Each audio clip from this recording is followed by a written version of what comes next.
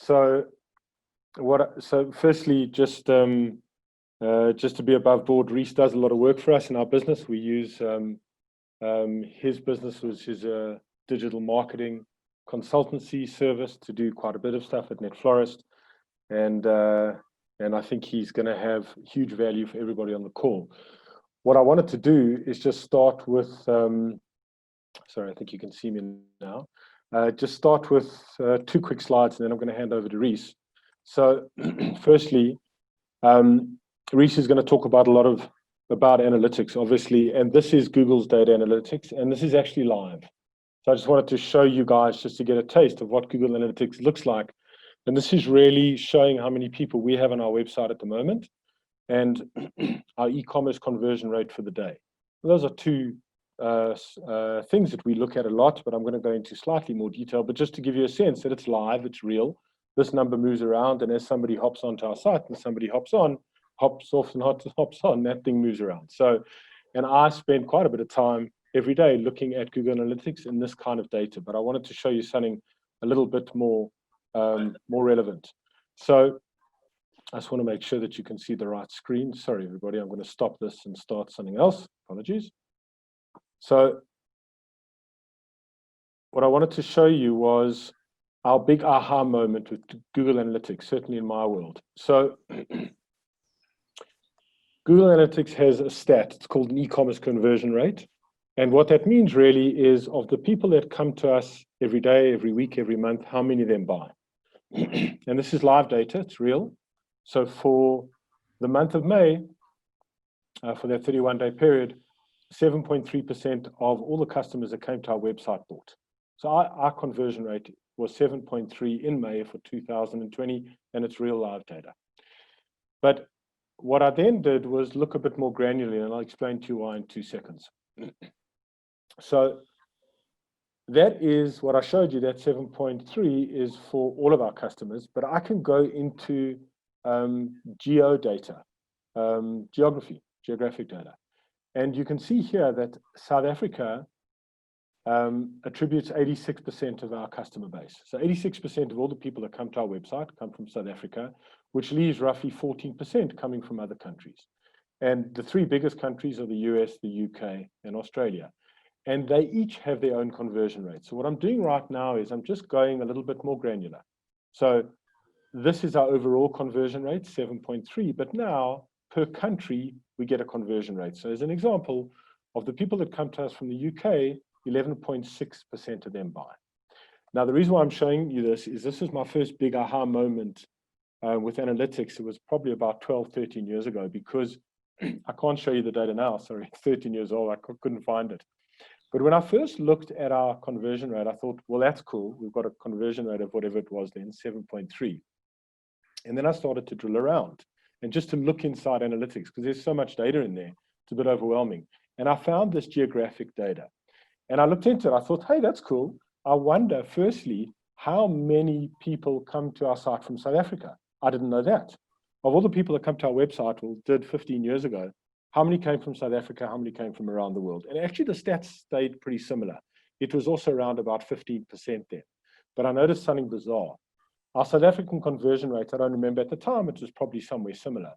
But in the other countries, it was almost 0. In other words, the people that were coming to us from the United States, the UK, and Australia, very, very few percent converted. It was 1 or 2%. It was very low. And I didn't know that. There was no ways that I could have known that without having looked at this kind of data. So whilst big data sounds pretty scary, actually, when you get into it, it's not that scary. It's very easy to understand. Our South African customers were converting at a reasonably healthy rate, but our overseas customers were barely converting. And I didn't understand that about 15 years ago. And then as a team, we had a thought. All of our servers were hosted in South Africa. We had our physical servers sitting in South Africa. And at the time, bandwidth wasn't great around the world. And we wondered if the struggle for overseas customers was because they were hitting a server in South Africa and they were in the UK or the US or Australia, wherever, and the speed was so bad that they actually couldn't get through the transaction. So what we decided to do was put a server in the UK. It cost $199, I remember, to rent it for the month. It was a pretty simple solution. And we put it in the UK, and then we ran on that server for our overseas customers for a month, and I had a look at the data, and the data is what it looks like now. It was an extraordinary thing. Now, that cost us $199. I can tell you it was probably worth about R500,000 a month to us in sales. So for $199 a month, I got at least at that stage, probably R500,000 worth of sales a month.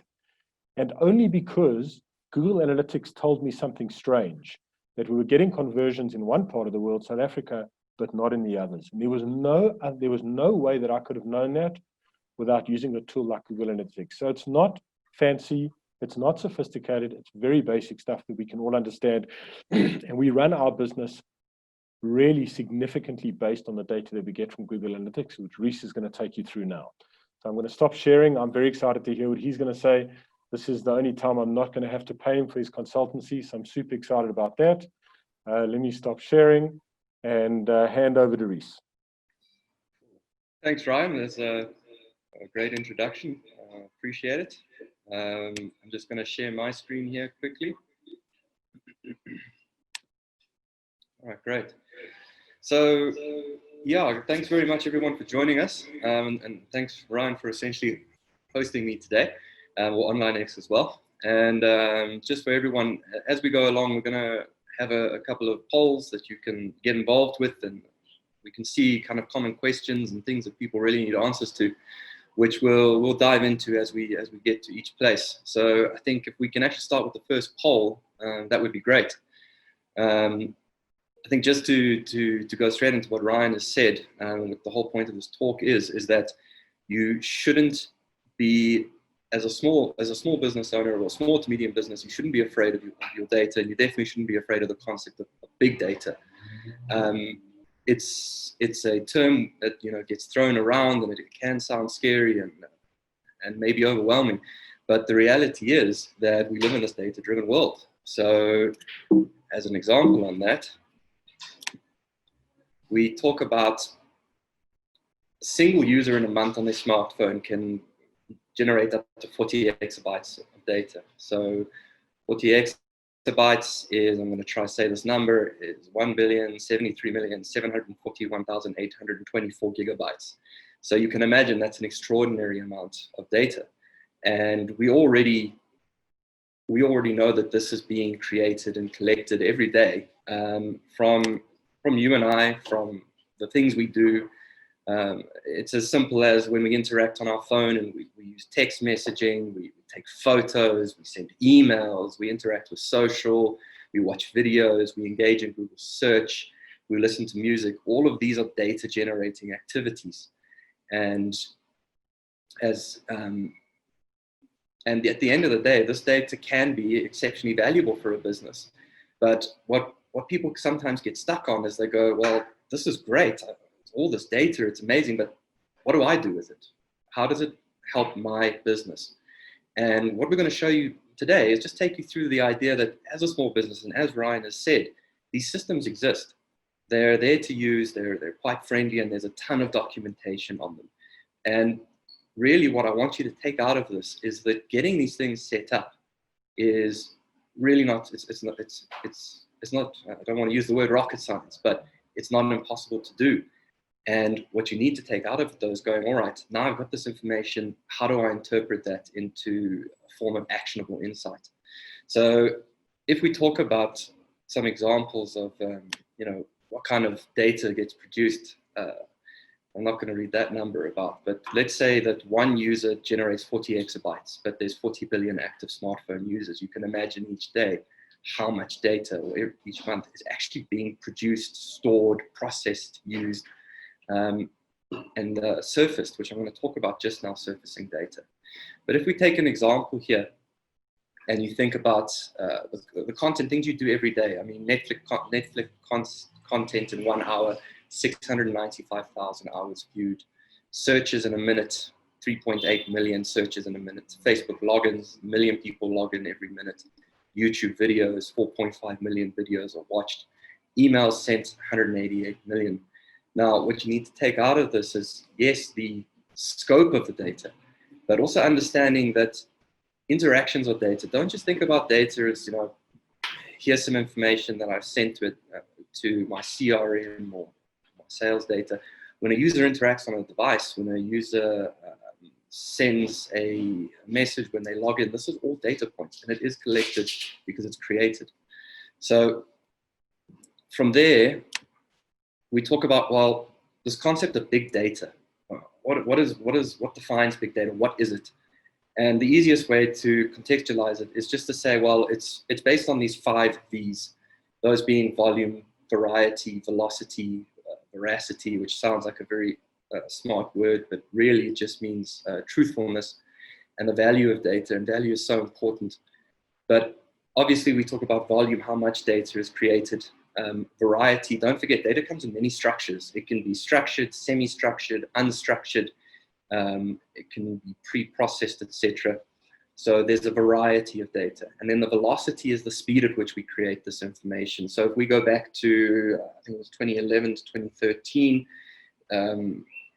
analysts and research suggested that 90% of all the data created, I think in the last 100 years, happened in the years between, it was either 2012 and 2013 or 2011 and 2012. So you can imagine the velocity of data creation is essentially exponential. So you need to take out of this for your business as well, how do I leverage this? How do I actually use this to do something? And the veracity of data is a very important one. If you collect data for the purpose of collecting data, what is the truth of that data for your business? Does it actually, can you say that this is a good representation of what I'm trying to take out? And the last part of big data, which is really important, is value. So collecting data for the purpose of collecting data is a purposeless activity. You have to derive some form of value from collecting the data. Otherwise, a suggestion would be, if you can't sit down and say, what is the value of this data for my business, just leave it. It's probably not worth the effort trying to collect that information. So the next question that we have here is big data for business, for big business only? And the short answer is no. Rather, it's the scale at which you use the data that will determine if you consider it big data. But the concept of using data in your organization to increase results is really agnostic of whether you're a big or small or medium-sized enterprise. It's more about using the data effectively for your business. So I've just broken this up into examples of what a small business, a medium business, and an enterprise level business could do with data. And at the end of the day, I consider valuable data something that's available. It's there for you to use. It's actionable. So I can actually collect this data, process it, and turn it into some form of business value, and it's repeatable. So whatever process I've undertaken here, I can do it again and again and again, because you have to refine your processes as you go forward. But if we talk about the small business specifically, and thinking about, well, what kind of data is there available and how accessible is it available? There's some really great tools out there talking specifically about Google Analytics, which once it's implemented in your site, I'll show you later, can give you enormous amounts of insight into how people are interacting with your site, taking out key value points for your site, because you need to know what is a valuable action, what is a valuable user, what is a valuable channel. And Google Analytics provides this to your business. And the best part at smaller scales, or at even medium scales, is that it's a free-to-use system. On top of that, you can layer your social media analytics. So you've got your Facebook, LinkedIn, Twitter, and these all have analytics systems, not as in-depth and available as Google, but still really good. Your email marketing, automated marketing systems, easily available, has all sorts of information you can gather from sending, so how many people open, how many people click, response rates, etc. And then you can get heat mapping. So you can actually install some systems on your site that watch how people go through them. And that's invaluable if you're going to do design, user experience, because you can see, well, I built this site and actually people just not going through it. So what can I do? And that's all available at the small scale business level. It's there to be used. If it's Google Analytics, if it's Facebook Analytics, if it's something like MailChimp or a Hotjar, which is a heat mapping system, those are all there for small scale business. And it's there to be used. What you have to remember is the insights you can take out of it. Rhys, if I could just come in there for 2 seconds. Yeah. It's such a great slide, because we've been using analytics for a long time and data for a long time. and probably 90% of what we do is in that small category. Mm. We speak a lot about the bigger categories. We kind of dream a bit about being a much bigger business with data, but we get so much value just in that small environment. In other words, and I know you're not intending this, it shouldn't be seen as kind of small in importance. If you do those 4 things well, you will gain significant value in whatever business you're running or whatever, whether it's consultancy or digital marketing or actually your own business. It makes no difference. There's so much value just in those things that the others will come at a later stage. I don't think as a business we're really in the other domains, a little bit, but mostly we're in the small domain. You're 100%. So it's definitely not the value generated in that category. It's just literally saying that as a business, and actually maybe this is not the best description I could have done, but the easiest path to good data is that first one, because those 100%. systems are there. And I mean, this is 90% of our clients. This is the stack that they use, and we're able to make business changing decisions that might seem maybe difficult at first, but then once you look at it, it's actually, hold on, this is all there. I just have to come to grips with it. So just to add to that, the fear that most businesses have of installing some of the software that gives us data, I think people say, no, it'll take 2 minutes. Nothing takes 2 minutes. If anybody says that, they're never right. But if it takes a week or 2 weeks or 5 weeks, once it's installed and the data starts flowing, and you can sit and look at the kind of data that we look at and understand, gee whiz, we had no idea most of our customers are in Santon. We had no idea that our customers, the bulk of our customers, are between the age of 25 and 35. We thought they were mostly older, as a simple environment at NetFlorist, we always thought, it was silly of us, that most of our customers would be male because, flowers male, and we were completely wrong. 70% of our customers are female, not male. And the only way we knew that was because Google Analytics told us that. So data starts flowing in a really cool way, but the implementation of that takes a week or 2 or 3 or whatever it is, and it'll need help from somebody like you or somebody else. It doesn't matter. But once it's in place and you can sit and watch the data, the value really starts flowing. It's quite exceptional. Yeah, you're 100%, and that value will also flow through your organization, and you'll spot nuggets as you go along, things you would never have thought to look for. But because you've set it up, all of a sudden it's there to be seen, to generate value from. And that's also something I'm going to talk about shortly. So I think just to finish on this slide is small businesses can live there, and then as you start to grow, as Ryan said, into large, mediums, or enterprise levels, you can start to do things like integrating your Google Analytics with your CRM so that you can do a one-to-one customer profiling. As you get to enterprise, where you get your big banks, your big financial institutions, they'll actually start to do propensity analysis. If a person buys service X or product A, what else are they likely to buy given the collected information?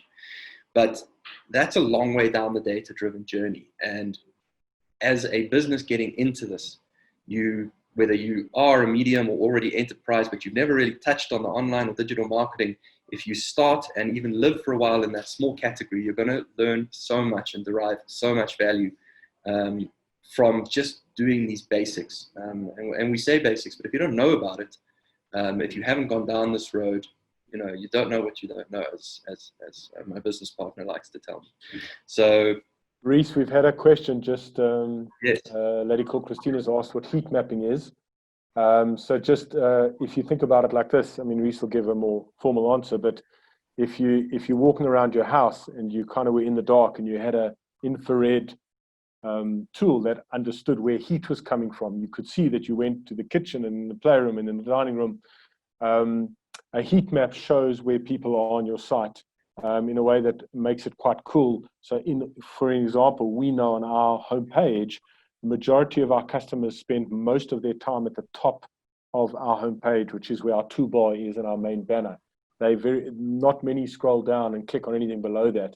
And we know that because we have a tool called Hotjar running that gives us heat mapping, costs I think $19 a month.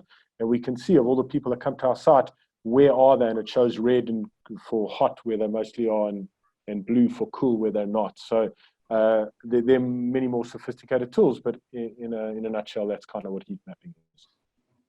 Yeah, 100%. It's actually, there's not much more to add on top of that. I think, Ryan, your description is good.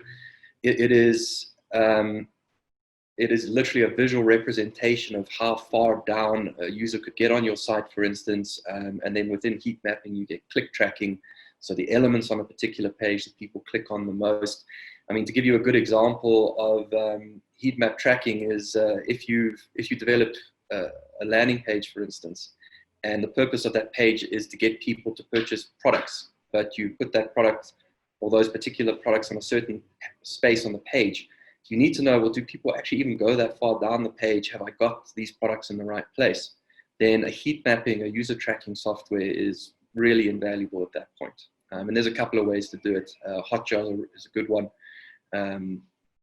But yeah, so yeah, I think that's a good description. I hope that answers the question. So yeah, I'm gonna hop on. Okay, so we talk about when is a business data-driven. So we've kind of already touched on this, but it is really a process of the ability to collect, which is identify and access the data, the ability to process it, that's now actually turn the data into a usable format. So we talked about structured and unstructured data. If the data is unstructured, and you need it in a particular format, then it only becomes valuable when you actually turn it into a usable format. Otherwise, it's, again, a purposeless activity. And then you need to be able to visualize and surface this data. So something that's really important when you want to be a data-driven organization. And you get the technical guys like me, and we get stuck in one headspace, and then you get the business decision makers, is that you have to talk a common language. So that data has to be visualized and presented and structured in such a way that, Ryan, you can make a decision on it. It's absolutely useless if it's sitting in SQL tables. I know how to access it and write a couple of queries, but the decision makers need to be able to use this information. On top of then, after that, you've got your visualizations. You actually need to take the time to analyze this. So you've got to pull insight from the data. You've got to take the value from it. So it's going to be a wasted activity if you get to even the visualization and surface part, but then you don't go into it and do, actually, Ryan, what you described right at the beginning, which is saying, oh, hold on, because I've taken the time to look at this, I can see that I should actually be targeting this area, geographically, or I should be spending more money in that space, or I've got a problem with my website or something. So taking the value out of it is exceptionally important. And then you need to be able to action and repeat this process if you want to be data-driven. I'm going to talk later about the click and go approach, which is really not a good way to treat your data. But when you set up all these systems, you can think of them as these living entities. They are never going to be static. The data will change. Your user's behavior might change. Channel performance might change. And if you're not following this repeatable cycle, you're going to eventually just lose out. And even worse than that, you're going to end up with data that could be sending you in the wrong direction.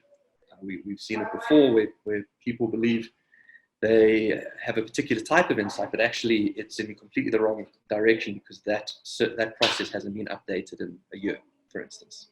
Now, where we just need to explain to everybody in this cycle is, but that looks like it could be difficult for a business to do: collect, process, visualize, surface. But as we were talking, tools like Google Analytics allow us to take out those first three parts and really simplify them. So you let Google Analytics do the heavy lifting, and it will access the data for you. You let it do the processing, it will format it for you. And then you let it do the visualization, it will generate standard reports for you. And all of a sudden, your job really as a business is to say, okay, I'm going to use this data in my everyday activities. I'm going to pass it through my organization. I'm going to generate the value from it. And then I'm going to keep using that data. So when you think about data as a small business, just keep in mind that over the last decade and a bit, these systems have already been developed specifically to make this process available to organizations at large. So we're going to go through Google Analytics later to actually show you what it is. But within the cycle, you can already cover a large portion just by these systems without having to worry too much about them. If we go then on, is why should a business take data and analytics seriously? So at the end of the day, the analytics help you generate insights, whether it's about your business, your users, your sites, your social interaction in terms of social media and users' behavior on your site, and perhaps if you're in e-commerce specific, their behavior with your product ranges. It also allows you then to manage performance. If you can imagine spending 100,000 Rand a month on 10 different channels, don't you want the channel that's going to give you the highest return for the lowest spend? That's what you want to do, and you need these things in order to manage your performance, to make those good decisions. And the organizations that have at least the base level of channel management do so much better, because they're able to quite quickly and nimbly adjust to high performing channels. Rhys, I had a discussion with somebody a while ago that I thought might be interesting here. Is it's so hard for most people to conceptualize this in the online world, because it's all it's kind of in the ether. You can't feel or touch it. But imagine this scenario. Imagine you owned a boutique clothing store in a small mall somewhere, right? And every day 20 people came into your store, okay? And imagine that 2 of them bought. Imagine if you knew that, if you could track it over a month and you knew that 20 people on average come into your store every day and 2 people buy. Okay. And imagine you could do something in your store to move that 2 to 3. Okay, so I don't want to lose anybody for whom maths is scary, but it shouldn't be. If you grow your number from 2 to 3, then that's 1 growth on 2. That's 50%. You used to have 2 people buying every day. Now you got 3. That's 50% growth. So imagine if you could know that for the other 18 people, there was something wrong with their experience when they walked into your shop that prevented them from buying. And there's often one simple thing could be as follows. Imagine if you've got a boutique that's servicing an older clientele, but you've hired a young lady to work in the shop, and she's got access to the music. And she's playing the latest stuff that's playing at the moment, but the clientele that are walking into that shop, the music isn't good for them. So imagine if you could do this. If you could play the music that young lady is playing for a week, and then change it the following week. Change it to something more 70s, I'm not sure. And then see if that affected the number of people who stayed in your shop and therefore hopefully bought. Imagine if you could know that information. If it didn't affect it, then you looked for something else. Then you knew it wasn't the music, it was the way the aisles are laid out in the store. Or it was the temperature. The lady that works in the shop likes the room at 20 degrees, but it's cold. So people are walking in there, and after a minute, they want to walk out because they're cold. So you adjust the temperature. You change it from 20 to 24, and you compare 1 week to the next week. And if you see a lift, then you know that that's working. And if you see no lift, then you look somewhere else. So imagine if your experience as a shop owner wasn't, gee, I wish I could get my customers to buy more stuff, which is what most people do. They sit and they panic and they're anxious every day. I wish I could get my customers to buy more stuff, versus I'm going to start to play around with all the things that my customers engage with in that shop to see which levers I can play around with to make it better. The temperature, the store layout, the music, whatever it is, the person behind the desk. Maybe they have the wrong persona. I have no idea.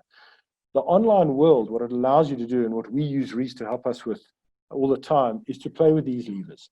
All the time playing with these levers, and the goal is to increase sales. That's always the goal, because we sell stuff. If you've got a website where you want people to submit quotes, then your goal would be to submit quotes. But always think about the offline world a little bit, because it makes it easier, and then bring it online into your business and say, well, why can't I play with those levers? And you can. That's what Rhys and other people can help you do, or you can even do it on your own. And the main thing, which is extraordinary, it sounds like me and Rhys are kind of trying to sell Google Analytics. It's free. It doesn't cost anything. So most extraordinary part of this, you can have data, you can play with levers in a way that Rhys will suggest, you do it properly and correctly, and I'm fairly certain that you will get growth. because you will find levers that you never ever thought to play with, and you thought, well, I couldn't even look at that. That's too big business for me. But it absolutely isn't. It's not big business at all. Yeah, 100%. And that's actually great. Ryan, what you described there is the last few portions there is, by pulling on these levers, is being able to focus on what actually works at the end of the day. As a business, basic things: spend less, make more. And that applies very much so as well in your digital space. What can you do, whether it's on your website or even in your social media, your messaging, that can actually essentially make your business operations online better?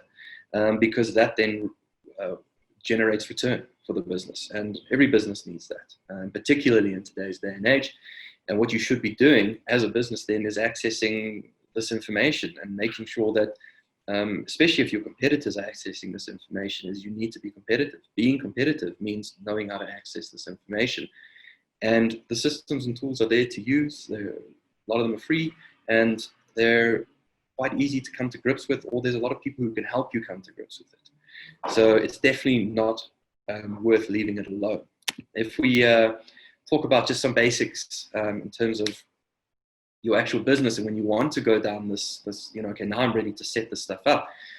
Some basic processes you can follow is create a measurement plan. So your business has objectives. Well, what are you trying to measure? So Ryan, your example of the online and the offline world. What does your business need? Because your business exists, offline. You need to make X, and then you can go, well, I can represent this by, users, clicks, sales online. So your measurement plan needs to match up your goals and your objectives with your business KPIs. Then you can develop a framework, very basically, just match your channels and your activities to each of your KPIs. Because what you're going to need to do is go into Google Analytics and say, okay, to measure this business growth, I need to be able to measure new users on the website and increases in product sales. So you need to be able to do that. And then plan to surface. So right up front, decide how you're going to actually make this data available. Again, Google has a great tool that I like to use called Data Studio, and it connects directly in. And you can actually then really visualize your data nicely, which I'm going to show in the actual workshop. And then again, the last thing is turn your insights into actions. So if you are doing a report, a monthly report, or you have a team member doing it for you, and they give you the report, don't just let it sit on your desk. Have a look at it, make a decision, and say, right, what am I going to do now to make this better, and how is it going to impact my business? So those are the very basic steps that you can take. And a question we get asked a lot is, well, who in my organization should be doing this, should be doing my analysis? And the short answer is that it shouldn't really be a single person. It's a lot to try and do as an individual. And also, as much as data might be a set finite concept, the insights you generated are also based on perspective and understanding. So what I see versus what Ryan sees from a data set can be different, or at least have different insights. So usually what we say is have someone to champion the cause, someone who's willing to take it on, but then have the people involved in your business, at least engage, if it's monthly, weekly, with these analysts, and see what you can push through to them in terms of, well, ops could be doing this better, sales could be doing this better, and vice versa. Sales can pass back to you and say, look, we've noticed that our users are really responding to this particular type of message. How can we pass that online as well? Because that should result in better sales. So yes, have a champion, but make sure that it's a organizational level process. You need to pass this data through your organization for it to actually have value. Rhys, we've got just a question from Deborah. She wants to know what a KPI is. So just Deborah, KPI stands for Key Performance Indicators. And it's really a fancy term for one of our KPIs in our business is traffic growth on our website. So how many people come to our site, and then we want to grow that. So we have a KPI of growing our traffic growth by 30%. And then we're playing around with things all the time, and we're measuring whether that impacts our traffic growth. So KPI could be anything. It could be revenue growth, it could be traffic growth, it could be new shoppers, it could be anything. It's very specific to your business. and what you want to measure in your business, what indicators you want to measure in your business. I hope that answers. 100%, yeah. So it's indicators of success. I don't like to say failure, but if you did or did not reach a particular item within your business. So I just quickly, in terms of the Google stack, I mean, Google has this marketing platform, and within that platform, they have the ability to collect, process, visualize, and market. So I'm sure we've already talked about Google Analytics. Then you get, that's your collector and processor. Then you get Tag Manager, which is something that allows you as a marketer, without having to interfere, but engage with your developers too often, to actually set whatever you need on the site to track performance. You get Data Studio, which allows you to surface and visualize data really nicely in good graphs, formats, etc., tables.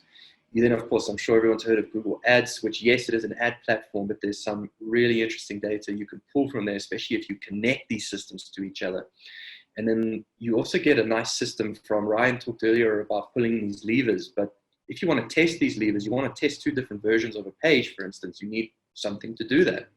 And Google has a tool called Google Optimize, and it will allow you to create, for instance, 2 different versions of the same page, and then send 50% of your users down one stream, 50% down the other, and it will analyze this data for you in return and say, cool, this page actually had a 20% higher likelihood to convert. So that's where you get a lot of value from the Google platform. Additionally, we all know that social media has a lot of information available. So from Facebook to LinkedIn to Instagram to Twitter. And these platforms have built-in analytics, but you can also bring that data into other platforms, and then you can cross-examine this data from like your Google Analytics and your Facebook and try and get a greater global understanding of your business in the online space. So I think something we just need to touch on here quickly is what are useful data? So let's talk about your business online if you were e-com. So useful data is like product data. What are the top products? What categories are performing the best? What are people viewing the most? So I mean, most viewed versus top category could be different. And that might talk to people's intent, why they got to your site versus what they actually saw. Your audience, demographic data, location data, device usage. We live in a mobile first world now. If you, just as an example, but if you haven't updated your website in the last 2 to 3 years, there's a very good chance you are not getting the performance you need, because we live in this mobile first world. So checking things like device usage tells you, well, am I losing people on because of not being mobile friendly? What could my performance actually be like if I took the journey down mobile development? And then get behavior. What pages are people visiting? How long do they spend on particular pages? So if users are leaving within the first 10 seconds, probably got a problem with your site. If they're bouncing, they get to the site and leave immediately, something wrong. With your channels, you can measure things like return on ad spend. If you're using Google Ads, a simple calculation, we spent this, I made this from it. And what can I do to make that better? Your traffic, where people are coming from, how many, so by traffic, are they from social media? Are they from social paid media? Are they from organic search, so Google, searching on Google, or paid search? And I mean, we had I think even Ryan, we had a good insight today, or you guys have recently had a good site about channel optimization, something we hadn't really thought about too much. And because of that insight, you're able to adjust the way your business focuses online. Just to come in there, Rhys, because it's so interesting. So when Rhys is talking about where your traffic comes from, what he means is, so we get people coming to our site every day, but they don't all just type NetFlorist into their browser. Some type it into Google. Some click to us from an email we've sent them. We partner with Discovery Miles. So some go to the Discovery Miles website and click from there and come to us. So we've got all sorts of different sources. And we look at that data and we understand where our users coming from. And that helps us because we know where to put energy into. So if I've got 5 users a day coming from a particular source, not really generating much return, I'm not going to focus on that. But if I start to see, wow, a lot of our users are coming from Discovery Miles, and I'm going to phone up Discovery and say, what more can we do with you? Because it seems to be a good traffic source and we're getting business from there. So, so that helps us understand that. Again, simple data, Google gives it to us, very simple to understand. I can look at that and make some decisions as to where I want to put my effort in based on where my customers are coming from. Just Rhys, we've got a question from Temba who says, I'm going to let you answer this. How long does it take to see results? If you put measures in place, how long does the process take? The process in generating data is, once you've got it up and running, actually essentially instantaneous as long as people are coming across your site. So once you've got the install done, the system, and I'm going to show you guys real-time data, the system will immediately start collecting users visiting the site, sessions, etc.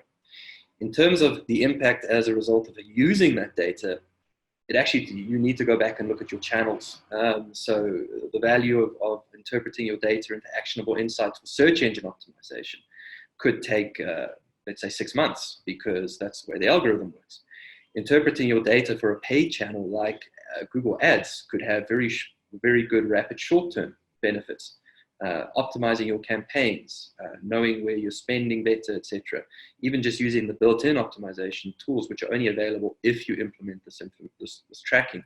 So the process of getting the data up, once it's installed, and the value you'll be able to, you'll start to get that information, is real-time, it's instantaneous.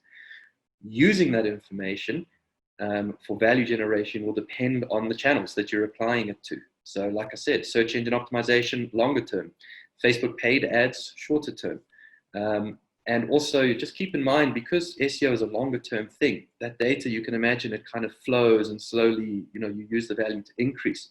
Whereas Facebook or Google Ads, where it's paid, you can make quick and nimble changes that could push your results up quite quickly. But again, make smart decisions. Don't make decisions with lack of information. Hope that answers the question. So just looking at, so to finish up on the slide, so you can also measure behavior, what content was used. You can do the user journey, which is really cool. I like the user journey. You can see where people entered your sites, the number of pages they viewed, which pages those were, and then on particular pages, how many people actually leave at that point. So, I mean, take a basic cart. If you've got a particular cart structure and you're getting people to view a product, add it to cart, get to the checkout, but then all of a sudden, before you even get to the payment processing, all of a sudden you've got an 80% drop off.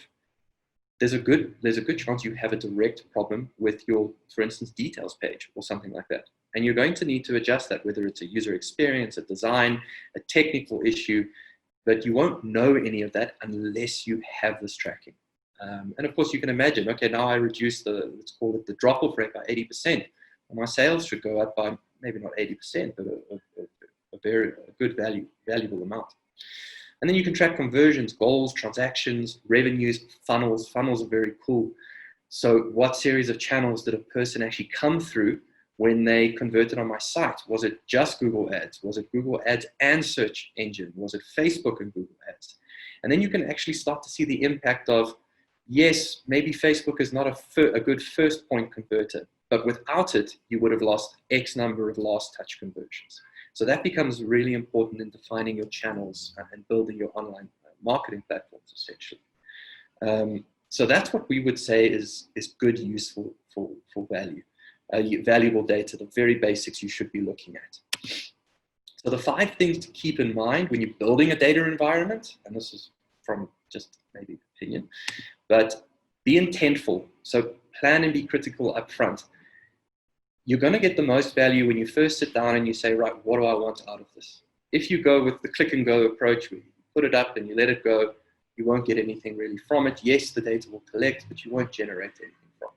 So be critical up front about what you need and what is available and useful and what you intend to do with it. Be systematic. So do things incrementally. One thing is some clients try and do is they suddenly like, okay, wow, all this data is available. Let me do everything.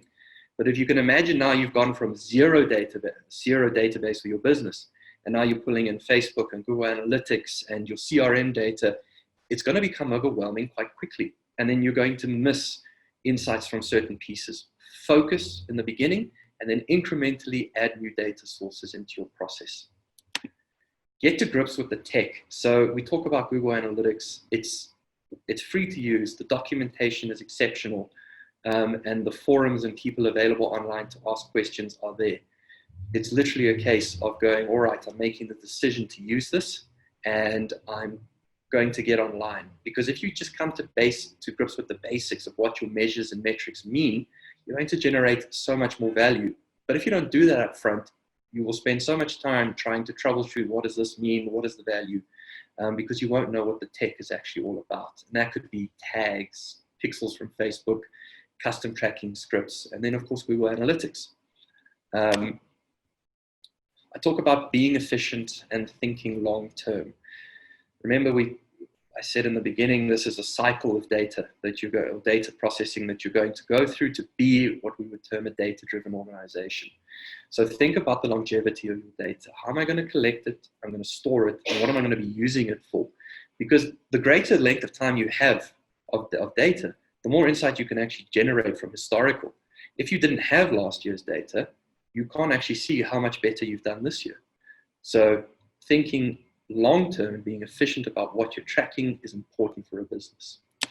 And then I always say this: implement, test, monitor, repeat. The digital environment is fluid. Anyone any of you are already using things like Facebook ads, particularly Facebook ads, Google ads now and then, you'll find simple things. The interfaces will change. And now all of a sudden you've got to relearn how to use their interface. The same can happen with the scripts, the tracking scripts. They might implement something new. And if you're not tracking it, you're going to lose data. You're going to come back a month later and there's going to be zero data, and you're going to throw your hands in the air and you're going to go, but why? So you have to have good monitoring processes, and it can be as simple as just keeping it open in your browser and just clicking in every now and then, or setting up alerts within a tool like Google. Rhys, we've got a question just before you get to your next slide. The question is basically, how do you decide what information to report on? So it sounds like the person who's asking it is working in a data analytic role in a big company. And he or she has got a lot of people asking them for data, and kind of, how do you know what to collect? And we've got a bit of a filter in our business. So it happened because it was about a year ago. Somebody asked our data analytics, how many people are buying chocolate hampers in Parkhurst? So they spent a bit of time working that out, and I found out about it. And I went to that person, I said, why did you want to know that information? They said, no, because I live in Parkhurst. It's quite cool to know. So I said, well, that's the last time you ask for information, because if you're not going to do anything with the information, don't ask for it and don't collect it. So I think that's a filter in our business. If you're working in an analytics department in a big company and people are asking you for a whole lot of data, the filtering question for you to ask them is, what are you going to do with the data? Are you going to do something, or are you going to use it to measure things, to play around with levers, or are you going to put it in your drawer and think, oh, that was interesting, and now I'm going to ask for the next piece of data? If that's what you're doing, don't collect that data. It's what you said a few slides before. If you're not going to do something useful with the data, don't collect it. It's a waste of time for everybody. 100%. So, I mean, the way I always say to my clients or my team, because I am the analyst and this is where I live, is don't try and ask me a technical question. Ask me a real world question. Ask me a question that you need to know, and then tell me why you need to know it. It's then my job as the analyst to go and find that information and surface it for you. So it's look, I talk to myself being a technical analyst, but it's much easier for me to interpret a business need from my clients than it is to try and backward, reconstruct a very technical, like, oh, I want users because I think this and this. Don't ask me that. Just tell me you want to know how many people came from a location because you think your offline activities there could have spiked that. Great. You have a why, you have an exact question. I, the analyst, will go find that information for you. So, and try keep your questions, simple. KISS principle, keep it simple. And when you surface that data, make it simple to understand and answer that exact question. So I do it. I'm so guilty of it. I get what I call data blind. And there's just so much information, and it all seems so important at the time to me. And you've got to take a step back and say, but what was the question I was trying to answer? And then focus on that information. So when you get a lot of people in an organization asking you for these questions, make sure they put it in a format that makes sense to the business. Get them to tell you why Do you need this information? So what do you want to know out of this? And if it makes sense, let's have a look for it. And then be aware of where you need to pull this information from. So remember I said up front, know your data sources. What is collectible? What is actionable?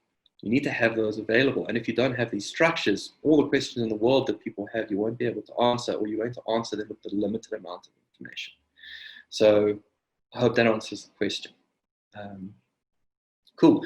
Some common pitfalls to avoid. Fail to plan is obviously equaling plan to fail. So like I said, be intentful, be systematic, and know what you're looking for.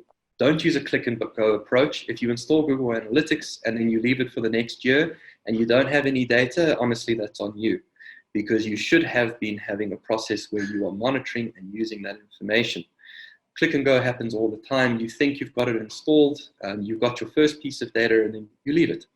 And you come back to it and all of a sudden there's nothing there, which comes to the second point. Don't make it someone else's problem. Have a champion, but be involved with the team, which also comes to the silos in the business. Data should be an operational level item. You should be passing this information to important people who can use it. And when the data operates in silos, what will happen is your sales team will have this insight that says ABC. Your marketing team will have insight that says XYZ. But if you match them together and didn't let them operate in silos, in isolation, the value you'll derive from it is much higher than letting them just sit on their own. So don't sit in silos in your business. We talk about non-intentful. We talked about it earlier. Make sure you have a reason for your data. Good one, and guys, please take this to heart. Own your data.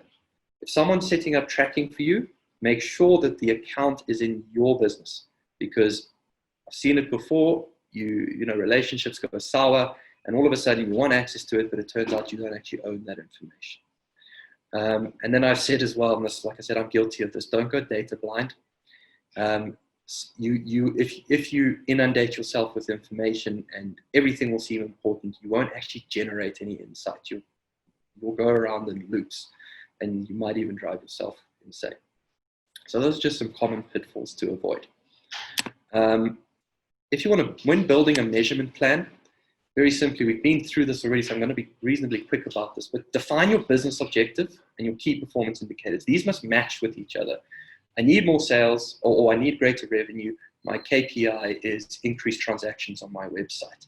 I need better, my business needs more brand awareness. My key performance indicator is impressions on social, for instance. Identify your data sources. So upfront, make a plan. Like I said, don't just sort of go with spray and pray. You're going to say to yourself, okay, I need site data. Because I need site data, I need Google Analytics, and that's where I'm going to start, and my plan is going to be around that.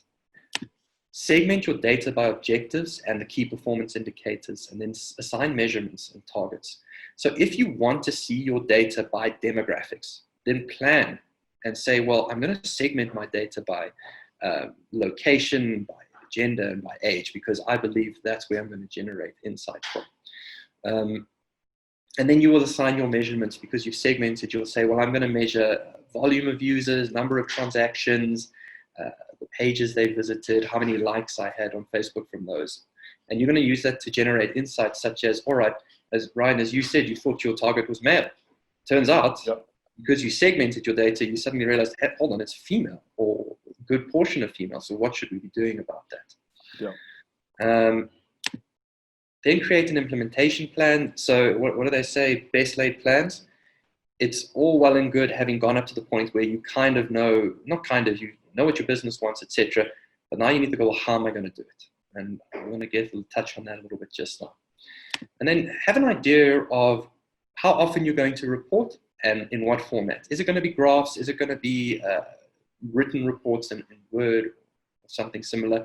So just understand as your business, how are you going to show this data?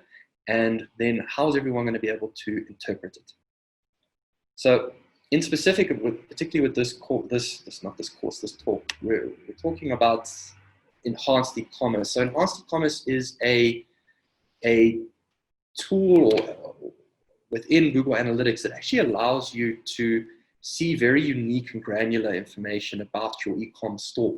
So your standard stuff is like your audience and your channels and conversions. But what you won't get if you don't install enhanced e-commerce is product-specific data like product categories, impressions of products, actually pushing sales data to Google Analytics and then being able to see that by source being the actual channel a person came from.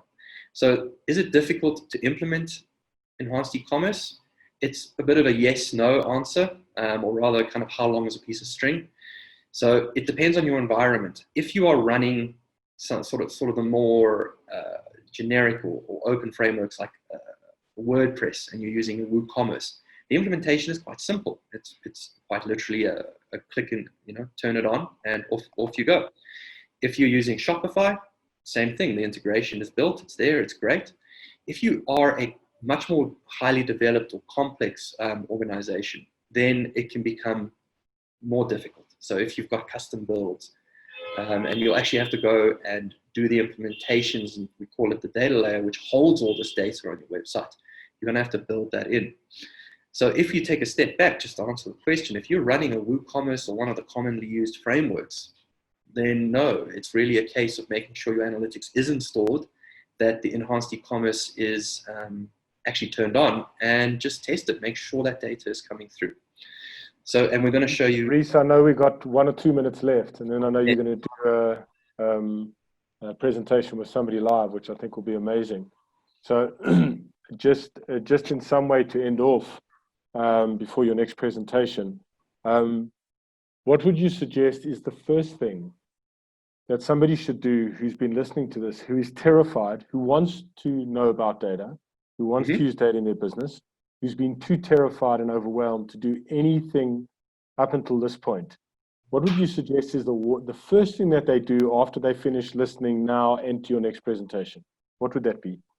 First thing I would do is I would go straight to YouTube and I would look for the Google channel, the Google Analytics channel, and they have everything in series there, and just start watching those videos. They're short, they're to the point, and because it's going to be most likely your core usage platform, Google Analytics, that is where you should really be going, because they take you from start to finish. They give you the idea of what Google Analytics is, what the different aspects of it are, and then of course how to implement it. And even within Google, there's the Analytics Academy that we need to that you can use, and it's all there. It's free to use. It's video based. It's really user friendly. And if you have a particular interest after this talk, that is exactly what I would do if it was my first point of call. Cool. Yeah, I think that's great advice. In other words, get Google Analytics on your website, and if you're not sure how to do that, watch the channel on YouTube. And if that really isn't helpful enough, there are a lot of people like you in South Africa who can help make that happen. 100%, yeah. And then just so we can end off, and some important data points. Remember your audience. Who are the people who are coming to your site? Where are they coming from? The channels, conversions. What are they doing on the site that has value for your business? So a conversion is not an interaction. A conversion is I need someone to do something, and how am I measuring that? Understanding your product performance, which products are doing well, which aren't doing well. If some need to be doing well, what are you doing wrong or could be doing better? Measure, and then of course measuring your sales over a period of time. That becomes really valuable when you start to look at a time series. So if you look at sales versus this year and last year, what changed? Where did you go up? Did you go down? And then you can go into your other sources to have a look. Return on ad spend, ROAS, really, really important to have a look at where you can find that information. Where are you spending money that you could be spending better, or that you just shouldn't be spending at all? And then funnels is understanding how all your channels interact with each other. It's very important for a digital marketer to understand that one channel is not the be-all and end-all in terms of conversion, because people might come to your site many times via many different channels, and with funnel visualizations, you can see that. Cool. Rhys, we have to move on to your next session, so we don't take anything away from that. Sure. So just everybody online, please stay put. We're going to transition to the next session where Rhys will be showing a live demonstration of all of this. And all your questions, there are a few other questions will be answered then. I know Rhys is going to touch on all of this in a much more practical way. So sit tight for a minute and we'll transition into that. Thank you, everybody. And thank you, Rhys. Thank you very much, Ryan. That was extraordinary for me. I've really enjoyed it. Yeah, it's been a good journey. Thank you. Yeah. Cool. Great. Thank you so much, Rhys and Ryan, for an incredibly insightful presentation. In a few minutes, as you heard, we'll be starting part 2 of today's webinar. Please stay online, as this is a very important and valuable workshop. This is where Rhys will drill down and help us learn more about the critical hidden data we can use to transform our businesses. We'll start in a few minutes. So if you want to grab a cup of tea or coffee, please do, and we will see you shortly.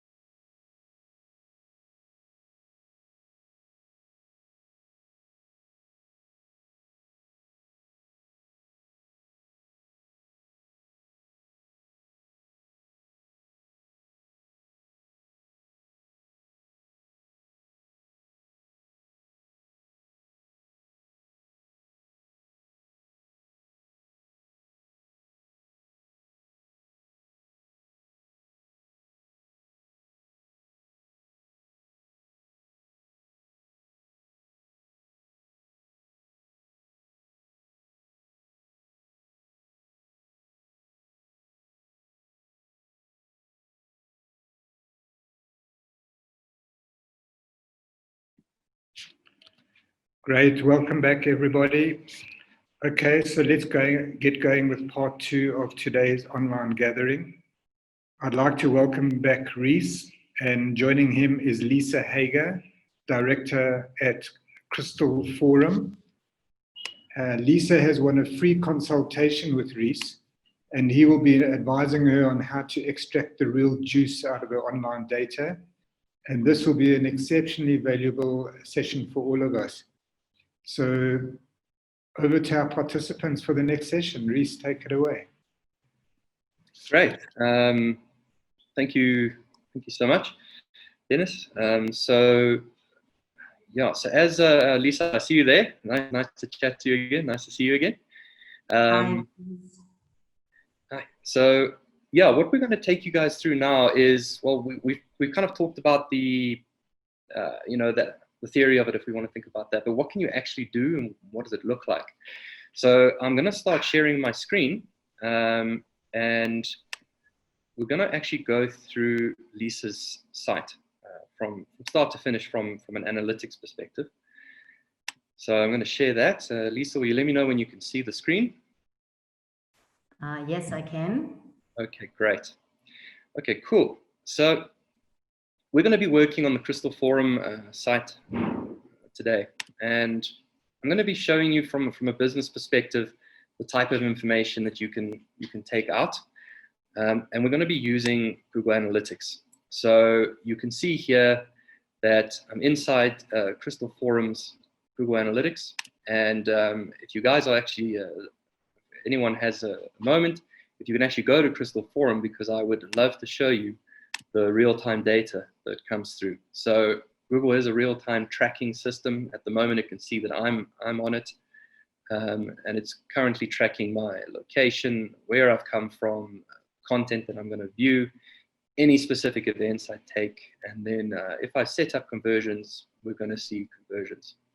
So after this talk that we've had now, what I've shown you guys, let's just quickly look in Google Analytics, and then I'm going to tell you about the value. You guys can see, I can see you popping on there. Thank you very much. I'm going to talk to you about the value you can take out of it and how to look at these different segments, specifically in Google Analytics. So within Google Analytics itself, aside from the real time, you get 4 main sections. And these sections are your audience, so the people visiting your site and information that you can collect around them. The acquisition, where are these guys actually coming from? When they come from there, what are they doing on my site, for instance? How long do they spend there? How many pages do they view? Where am I getting the most traffic from, etc. And then you can have a look at behavior. So behavior is how people, or what content people are interacting with, and what particular events are people taking. And I'm going to give you an example about creating events and then interpreting them. And then in conversions, depending on what your business type is, conversions would be goals that you've set up. So, is it sign-ups for events? Is it submission forms? Is it buying particular products or services? And these will all be set up and tracked in your conversions section. So let's just quickly go through these segments to give you guys an idea of what that data can look like. So here I am looking at the overview section of the Google Analytics, and look, I've only got a couple of days there. So what I'm actually going to do is I'm going to extend my date range, and then I'm going to tell the system, actually, I want to look at this date range, but I want to see what happened before as well. So remember, you need to treat your data in such a way you're going to draw insights from it. Oh, sorry. Okay. Sorry, I just got a note there. So actually, I'm going to take a step back. Sorry, I got semi-told off. Lisa, I was meant to introduce you, and I apologize.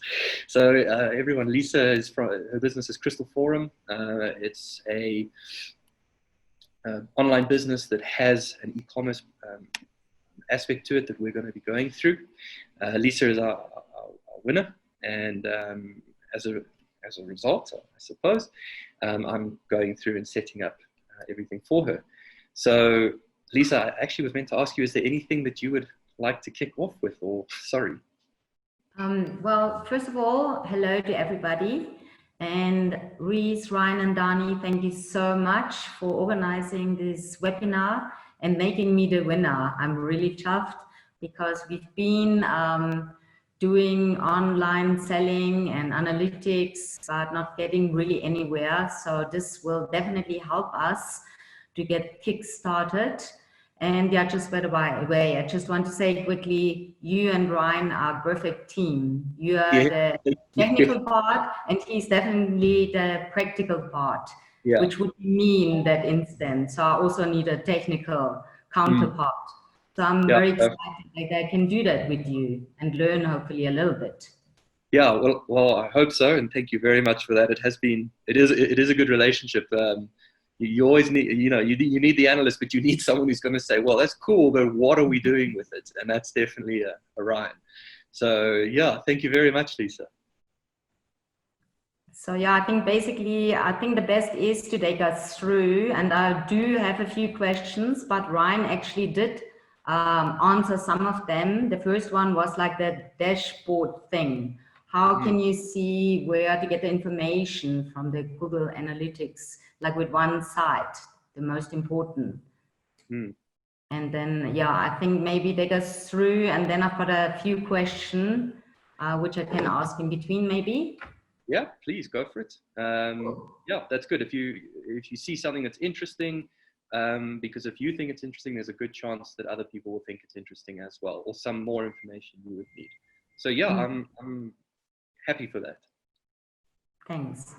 Cool. All right. Cool. I'm just going to go back here. Cool. So yeah, just getting back to the idea of the basics. This is like your basic dashboard. When you go into Google Analytics, you'll probably start by going into your audience and going to the overview tab, and just make sure that you're deriving value immediately. So I always like to compare movement. So what do I actually want to know out of the information at this point? What I want to know is if I took a particular action in the last month, what was the impact of that? So what we can take out of this immediately by looking at the overview in Google Analytics is that Crystal Forum have had an 11% or 11.86% increase in users, a 10.17% increase in new users, a 29% increase in sessions, which has resulted in a 109% increase in page views. And then you can see your page views per session has gone up by 61.27%. That means not only were you getting more people, but you were getting people who were more willing to interact with your site. So that is actually incredibly valuable, because the first thing I would do is go, hold on, what channels did I change, or what happened in my channels? Did I find better people? Or I can only assume I found better people. They're much more willing to engage with my site. And then because this is an e-commerce platform, and now that we set up e-commerce, you will be getting that information moving forward, Lisa. You'll actually be able to say, well, did a better engaged audience actually result in more sales?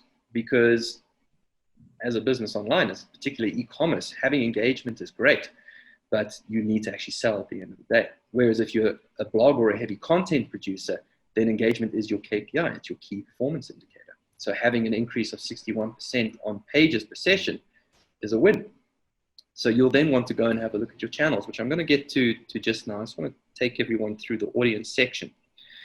So if you open up your audience, I'm going to go with the basic stuff so we don't get too caught up in the other elements. But you're going to get basics around your demographics, which will be your age and gender. And now just remember, Google Analytics is largely inferred data. So it doesn't track unique individuals.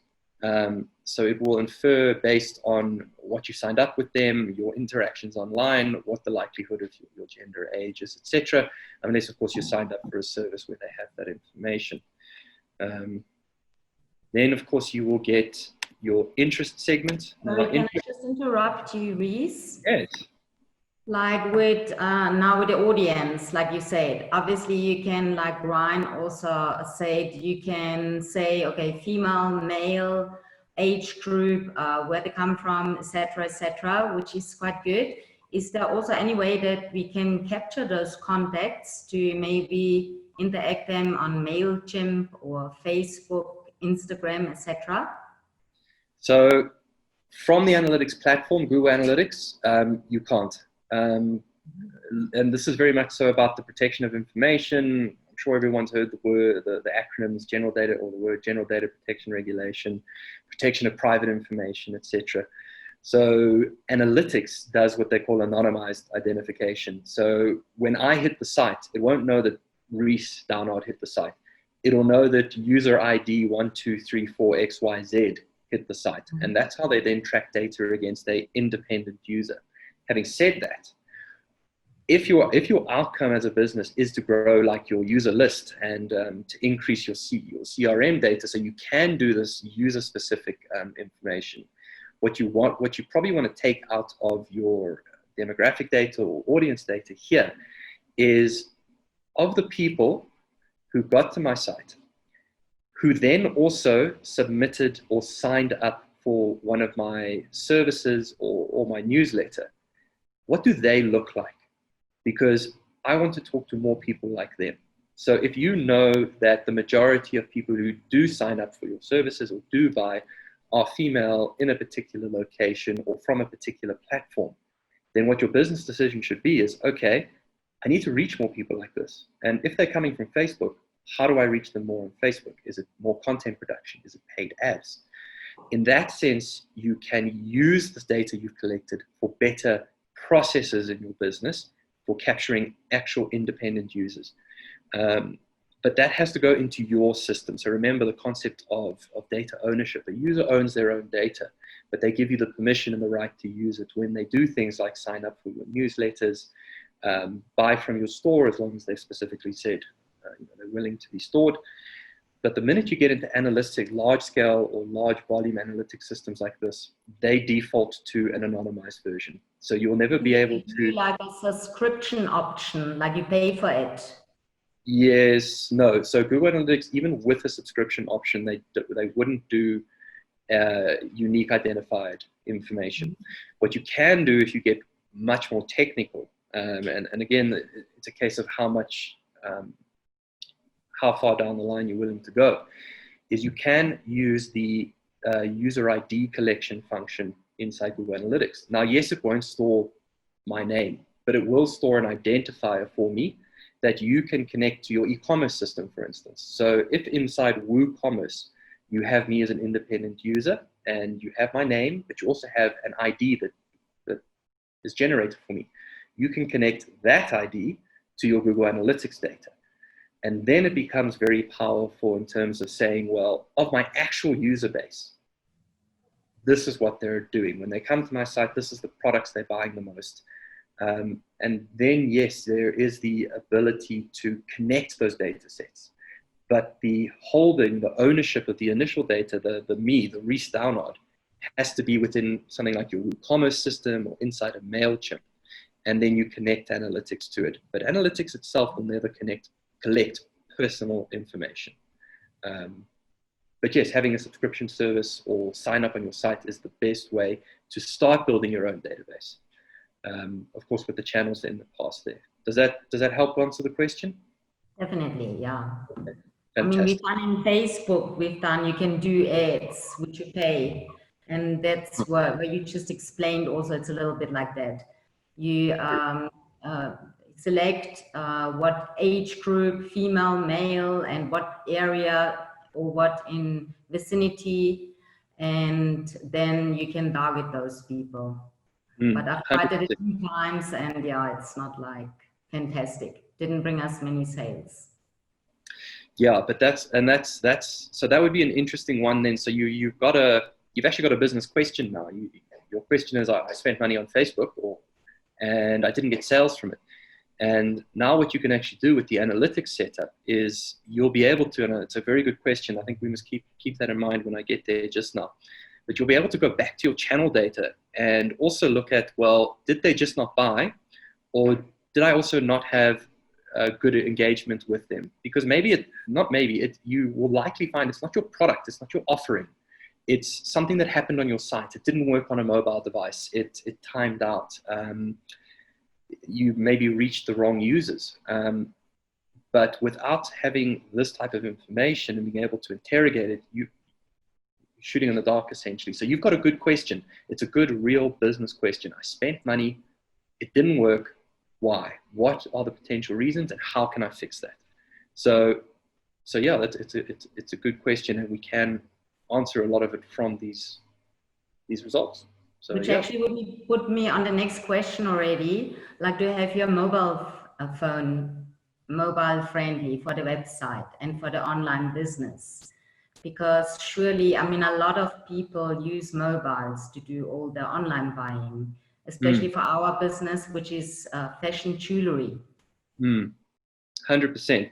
So let's actually jump there right now. So mobile and technology are where you want to have a look at this information. So mobile in particular is good, because if we talk about the last not even 5 or 6 years, let's say the last 2 or 3 years, maybe 5 actually, the migration of users to a mobile first environment means that your positions that you have online need to share that.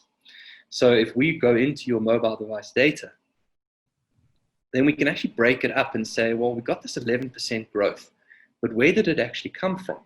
So now I break it up and I go, well, I've got 14% growth on desktop. And then you go to mobile and you go, but hold on, I got 23% growth on mobile.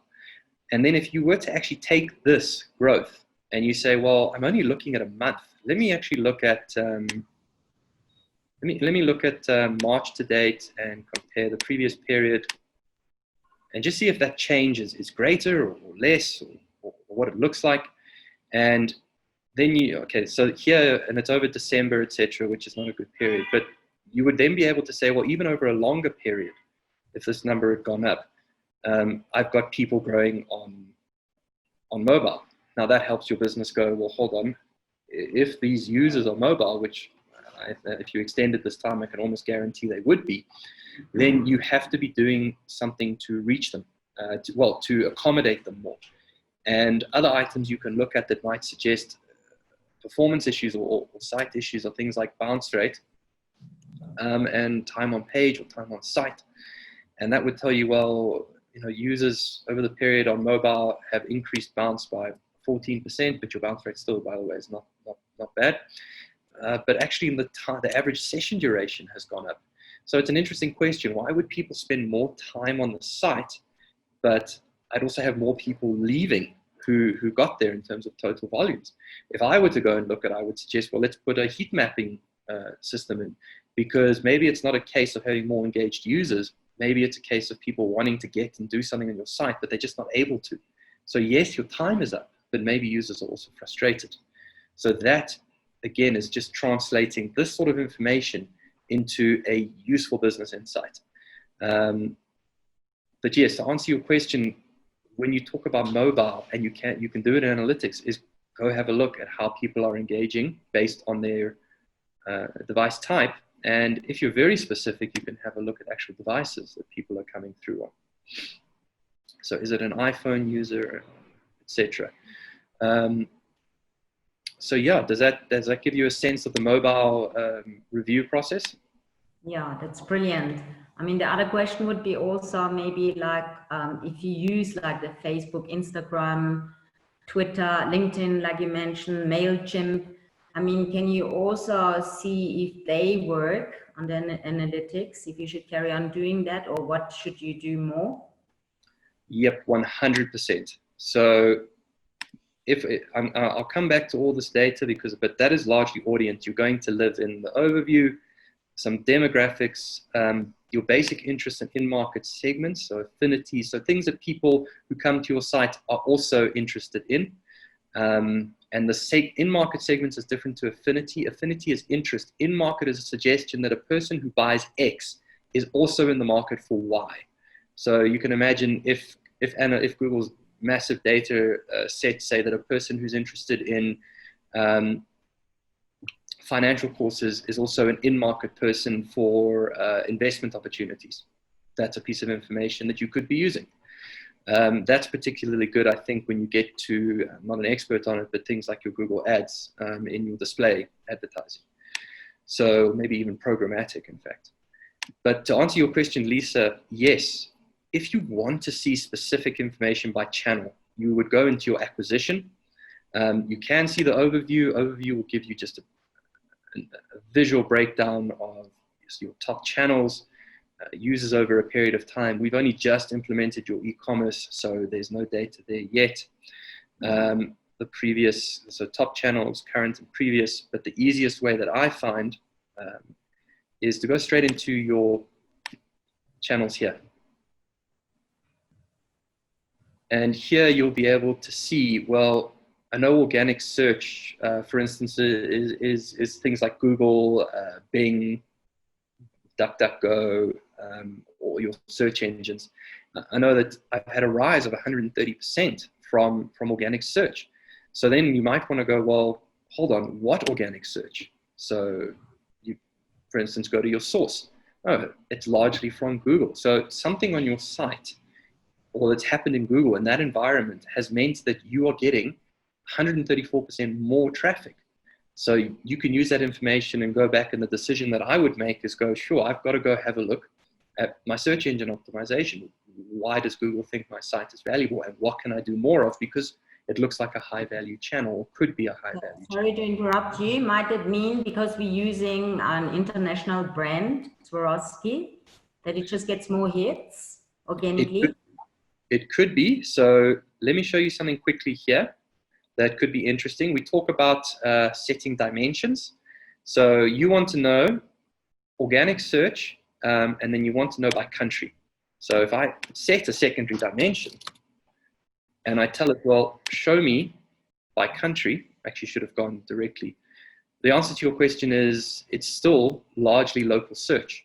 So yes, it might be the impact of having an international brand, but in terms of source of results, it's largely not, it's by majority, 70 plus, 75% plus is from South Africa. So your organic locally is what's actually doing really well.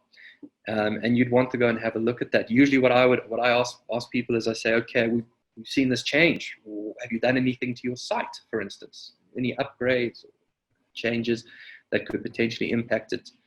And then that obviously, you know, that kind of questioning takes you back into things like your development operations. And you say, well, guys, did we do anything?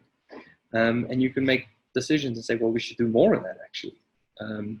But to answer your initial question, your results are here specific to South Africa. So it's not the result of international traffic. And then another question, if I may, like does the actual packaging of the online, like at the moment, we don't have a great online portal. I think what is one is that WooCommerce or Shopify. Would that improve it? And obviously, would that help for our online portal? The choice of technology. So every system has its pros and cons. So WooCommerce is much more flexible than Shopify, but Shopify is maybe a more robust system. For instance, it's quicker to deploy, it's quite structured. In terms of analytics, they both have the same opportunities, but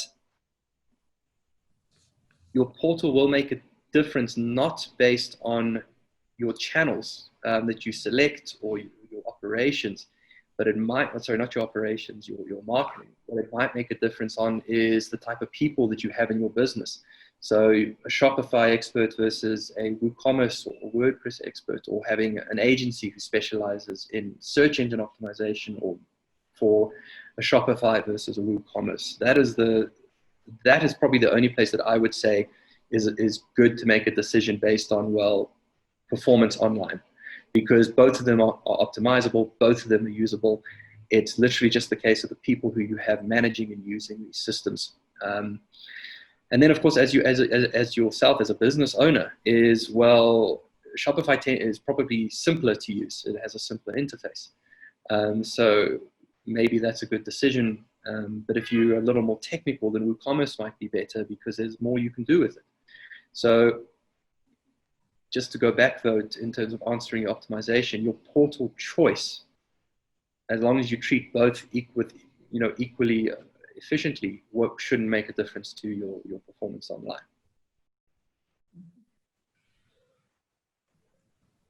Lisa, you still there? Yeah, I'm still here. I think I'll let you carry on. I mean, I'm taking away the whole Okay. presentation. No, if you don't ask questions, you don't get answers. So just want to see if we've got any questions additionally here. Yeah, got some. I can't answer right now.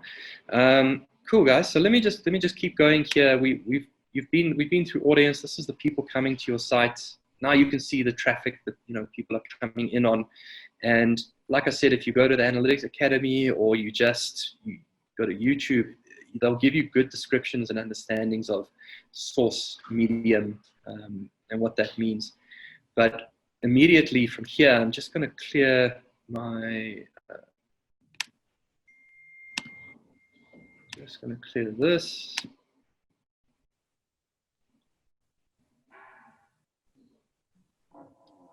Okay. In terms of what you can take out of it, though, immediately is I can see organic search has gone up by 130%. I need to go have a look at that.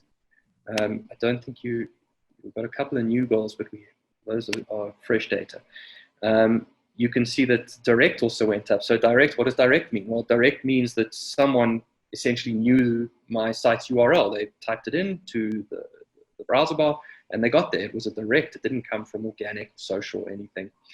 Referral is clicks from other people's sites. So imagine if you're doing like an affiliate campaign or a PR campaign, and the whole purpose of spending that money online was to drive people from site A to site B. Then looking at your referral data is an imperative. You must be monitoring this because otherwise you could be giving money into the ether for no reason. And exactly that with social as well. Okay, I got four sessions from social. Okay, that's not great. Is it a problem with the social content? Am I not using it properly, or does my business not suit social media?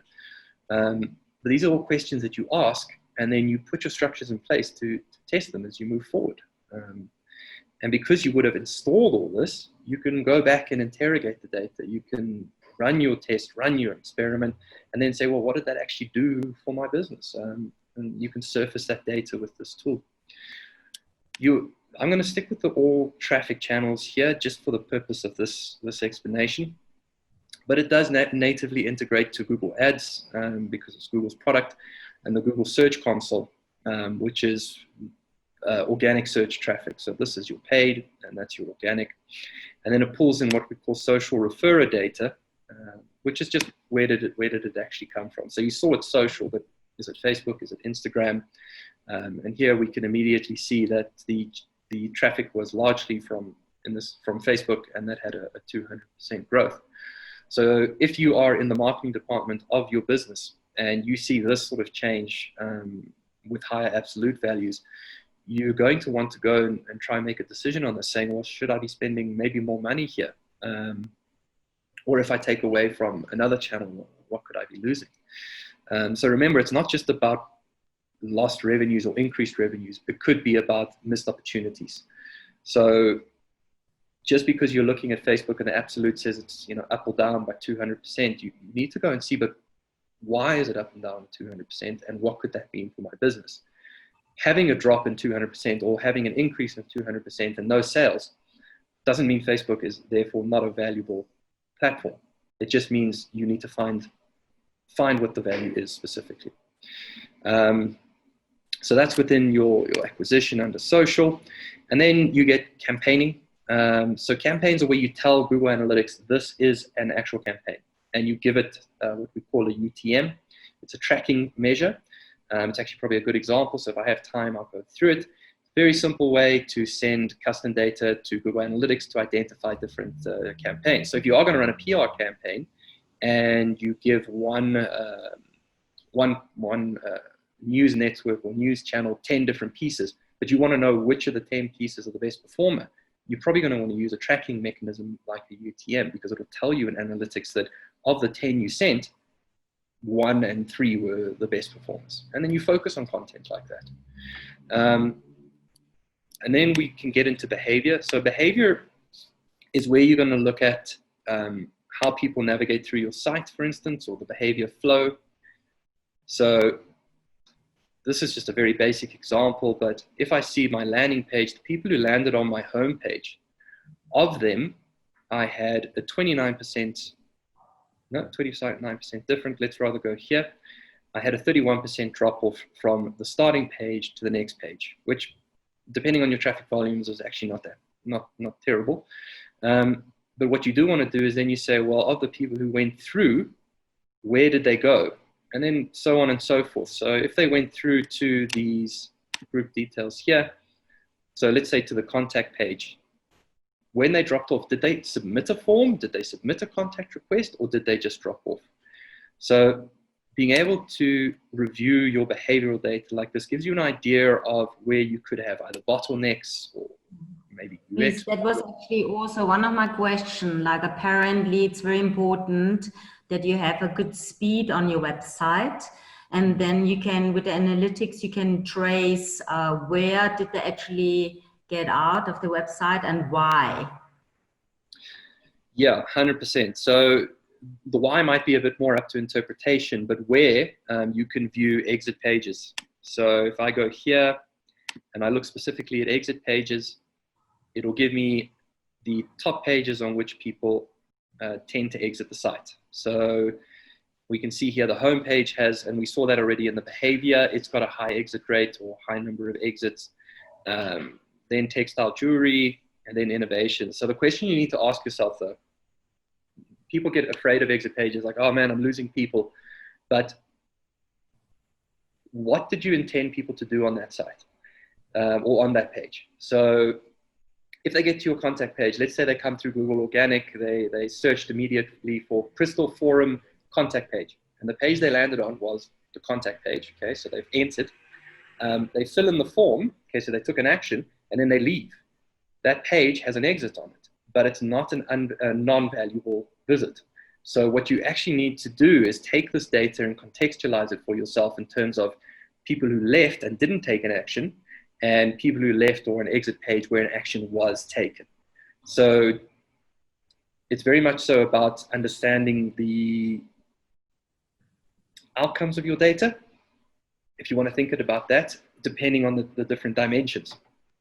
So there's a difference between an exit page and a page with a high bounce rate. A page with a high bounce rate and a low time on page suggests that it is a low value page. People got there, did nothing, left.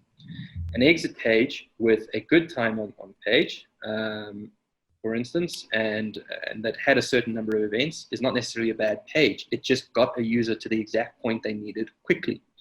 So, but yes, answer your question, you can see the pages that people both land in, so how they got to your site,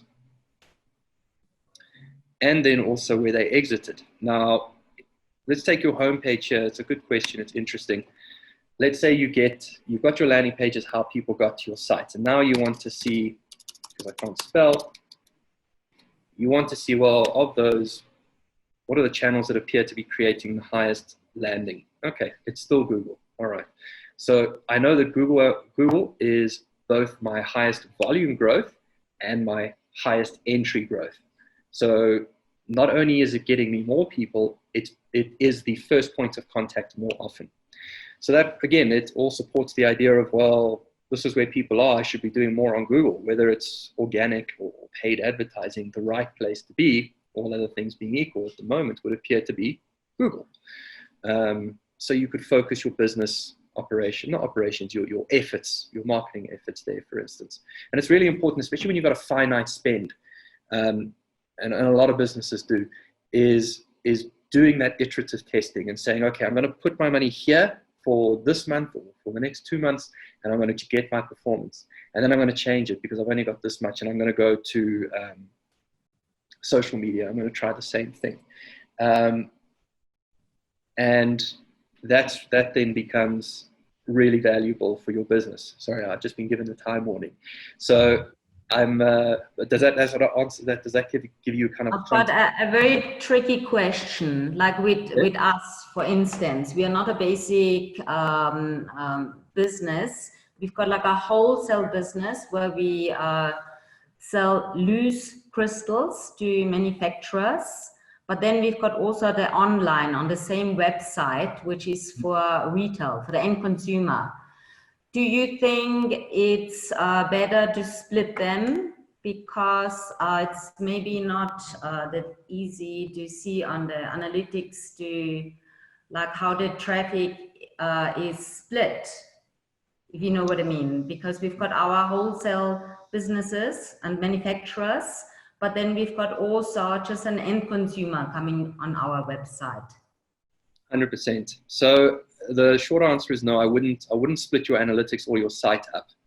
The reason being is these systems are designed to allow you to actually segment your information in it. So if you know that your where is it? Is it here?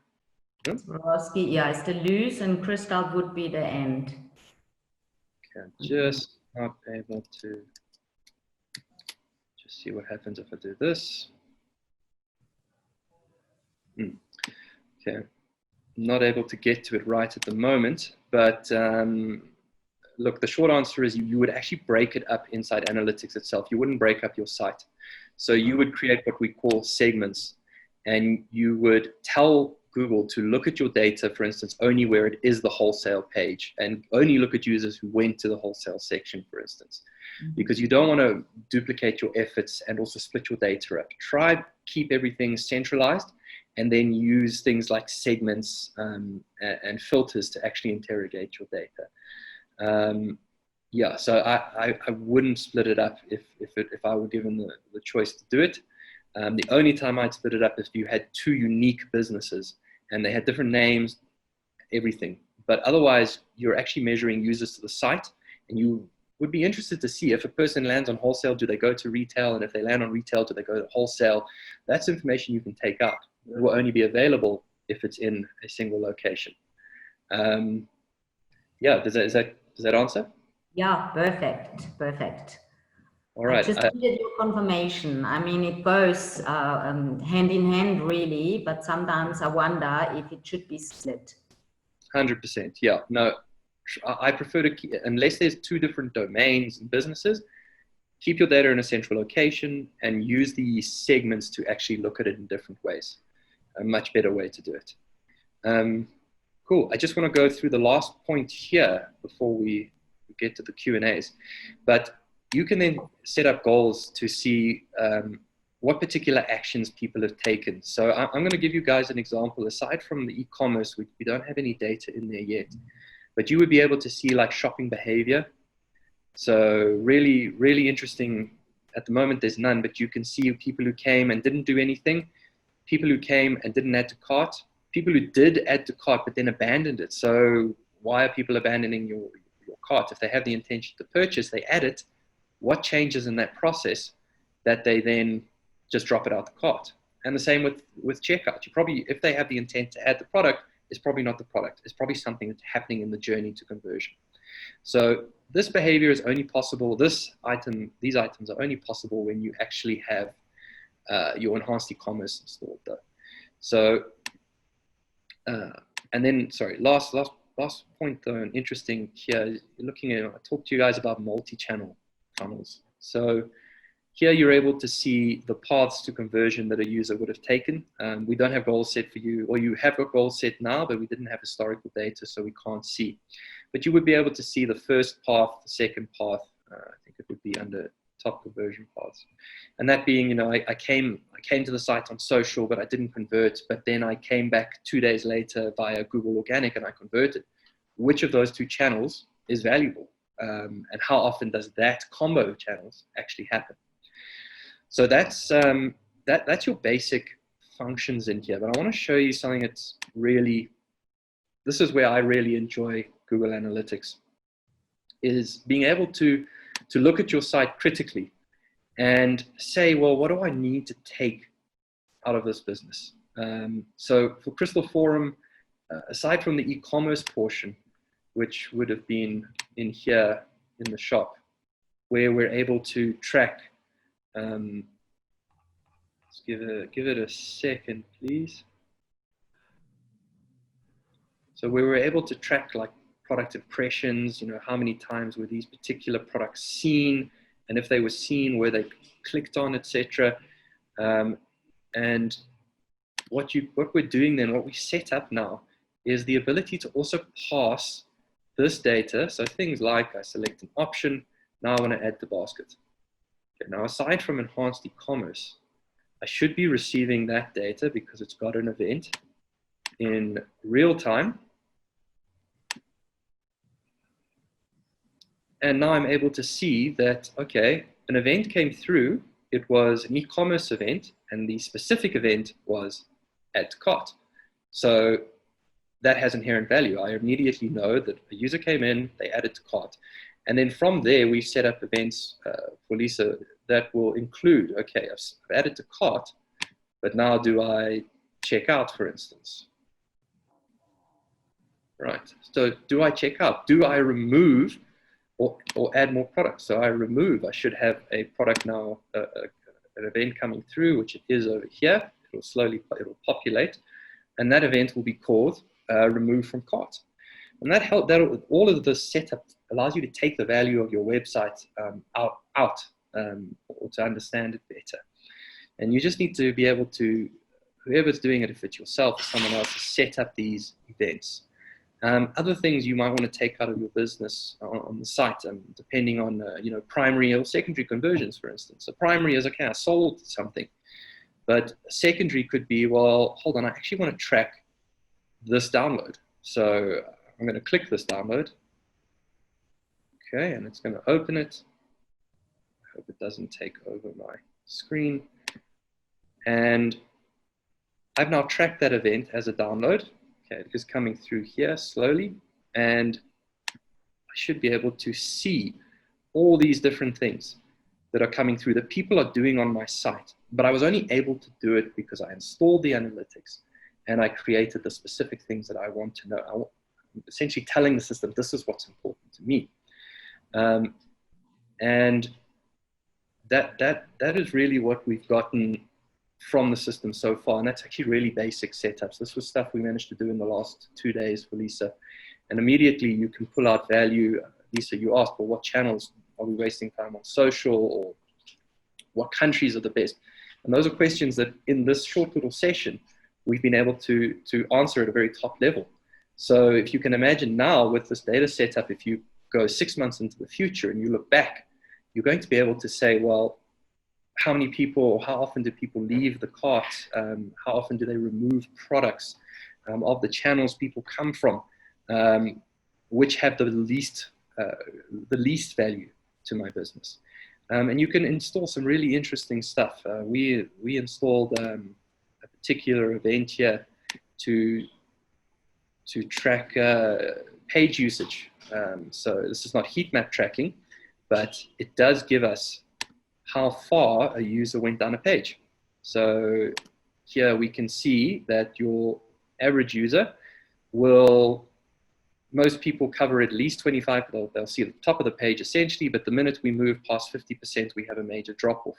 What does that tell you as a designer, for instance? And I'm not a designer, but I'm just hypothesizing here, is you want to move your conversion points further up the page.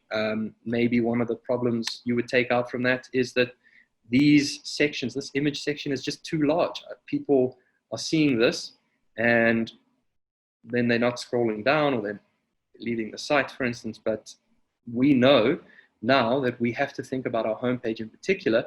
We probably have to bring the content up more. So all of this is possible with a combination of your analytics, which is the tracking and processing system, Tag Manager, which allows us to create the unique events, all of which, again, is Google documentation is good. And then the last thing is, when we talked about visualizing data, and we do a lot of this for clients, whether it's in their systems or ours, but you want to make that data as friendly as possible. So I've got an example e-com dashboard here that we built for a client. And it was really just to help them see their data, to simplify everything for them. They said to us, Rhys, I need to know date ranges, and I just need to know campaigns and how much it made. And instead of having to go through this for them as a decision maker to find it, they can just open their dashboard and view it. So you've got your installation, you've got your data processing in place, and you've got the ability now to visualize your information to make better decisions. So you have, as a small business, really empowered your online position there. And it's just from one system. So if you then take the thought that, okay, now I'm going to layer in Facebook data and all this other information, and remember, be incremental, start with Google Analytics, move forward. You can derive a lot of value, as Ryan said, but they're a much more mature data-driven organization. So yeah, I don't know if we maybe, Lisa, do you have any additional questions that you'd like me to answer? Yeah, how do you use the analytics, the chart? No, I'm just kidding. Yeah, well, it's practice, practice, practice. The harder I practice, the luckier I get. Hey. 100%. Yeah, 100%. So, look, it does everything. Everything takes, like, either you can get someone like us on board, and we will answer your questions for you. We'll build, a visualization that you need. Otherwise, you can learn for it yourself, either using the Analytics Academy or something. And yeah, that's pretty much, so it's there to be used. You just need to make it available to yourself for your business. So there are some questions. So there's one from Dean Brown, who says, if we're using a system like Shopify, would it be beneficial to go to that? I'm asking in terms of the data-heavy nature of the site, including things like document downloads, or catalogs, for commercial customers, or is it better to stick with WordPress and WooCommerce? Okay, because look, that's a platform-specific question rather than a data-specific question. But because you've included one of the conversion types that it was sounded like document download management. My experience has been that WordPress probably has the strongest series of tools that are pre-built in, and Google Analytics and WordPress do play very nicely together. And I say that because it's the primary one that we've used. And with event tracking, you could quite easily then track things like number of downloads from a particular download from a particular category. So where Shopify, in my experience, is really strong is when you're a dedicated e-com site and you're selling real world product. When you have some higher variance levels like downloads, a download manager or something like that, my experience has been that WordPress is a bit more versatile in that space. And we've tracked many platforms that have lots of downloads and high volume. So I think one of the questions there was in terms of volume. Analytics will work until you get over, I think it's 2 million hits a day. Hit being someone arrived and did something on your site. So until you're actually getting well over that portion, the free version of Analytics will be a good option. When you're a heavy user of data, a heavy producer, if you're an Amazon, for instance, Google Analytics is not a good platform with a free version because they start to sample your data. And all of a sudden, instead of getting the value of 100% of your data, you'll start to see reports that are only reporting on 8% of your data. And then if you're like me and you're an analyst, you start getting a bit wary and worrisome about, well, can I make a decision on 8% of my data? And probably not. So yeah, but in terms of volume, unless you are starting to produce a couple of million visits a day or downloads or activities, you'll be okay with Google Analytics. And just another question, the two questions that are pretty related. Analytics are difficult to understand if one's not familiar with them and not familiar with this platform. And how do we interpret all this data and ask the right real-world questions? So, okay, that is a good question, and I guess it would. I'm gonna make the assumption that this is from a person who wants to use it as themselves in their business, rather than like an analyst. If you had an analyst, because if you're working with an analyst, then my job is to interpret your online. Your questions, your business questions, and translate these different values and variables into actionable insights. But if you are wanting to do it yourself, I'm going to say exactly what I said earlier. Google Analytics is the best place to start, because what you find in terms of dimensions, a dimension being device type, for instance, and the metrics, a metric being number of users. What's in Google Analytics is pretty universal. So when you see it here, you'll often find there's a comparative in another system. So as a base, Google Analytics is a really good way to do it. And yes, I fully understand, and it can be very almost daunting. But I guess as a piece of advice I can give you is kind of take a deep breath, take a step back, and start with very basic. Google, what are the metrics in Google Analytics? What do they mean? How do I use sessions in my business? There's a lot of documentation, a lot of really good writers out there who will translate for you clearly what a metric in Google Analytics actually means for your business.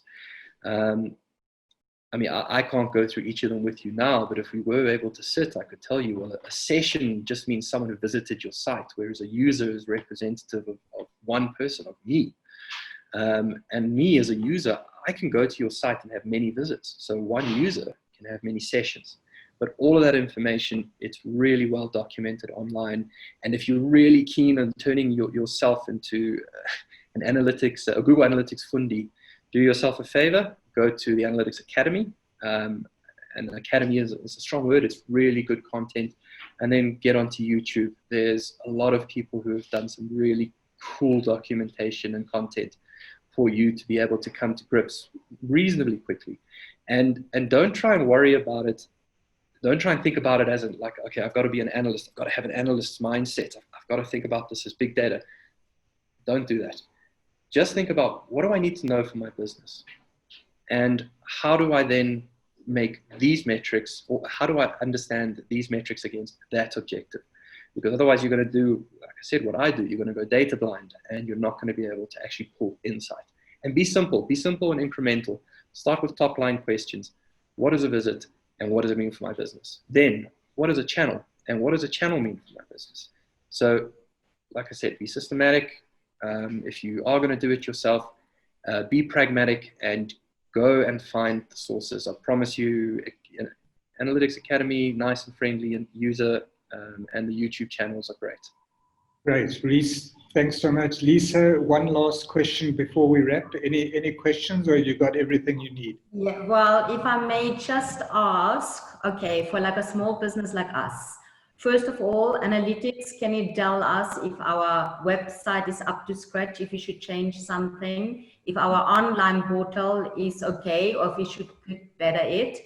And then the last question, I mean, would you recommend for like somebody like you to do the analytics for us for a while till we get taught to do it ourselves, or can our website designer do it? What would you recommend?